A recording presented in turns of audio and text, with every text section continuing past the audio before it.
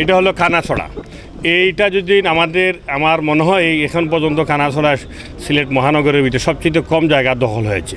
তা আমরা এখানে আজকে যারা বসলাম আমাদের সব ধরনের শ্রেণী পেশার মানুষকে নিয়ে সবাই এক বাক্যে একটি কথাই বলেছে, যারা দখল করেছেন কিংবা যারা দখলদার রয়েছেন তারা সেটা উদ্ধার করবেন, এবং দখলটা কিন্তু তারা ইচ্ছা করে করেন নাই। এটা দীর্ঘদিন আস্তে আস্তে কোনো জায়গায় দখল হচ্ছে। এটা আমি বলবো দখল নাই, কারণ সিলেটের মানুষ ইতিমধ্যে আমরা সেইটা হলে সারা বাংলাদেশের মানুষ জানে যে আমরা বিগত দিনে 15,000 কোটি টাকার সম্পদ বাংলাদেশ সরকারকে দান করেছি। সুতরাং আমরা যারা দান করি তারা দখলদার হতে পারি না। তা আমরা যেটা বলবো, এখানে যারা জিনিস জায়গা কিনে এসেছেন দীর্ঘদিন থেকে পরিত্যক্ত জায়গা, সেই জায়গায় উনি ক্ষেত কৃষি করেছেন, এইভাবে কিছু জায়গা হয়তো ওনার বাড়ির ভিতরে ঢুকতে পেরেছে। আমরা আজকে সিদ্ধান্ত নিয়েছি যে আমাদের সিটি কর্পোরেশনের স্ব উদ্যোগে নিজস্ব ফান্ড থেকে আমরা এটা পরিষ্কার করতেছি।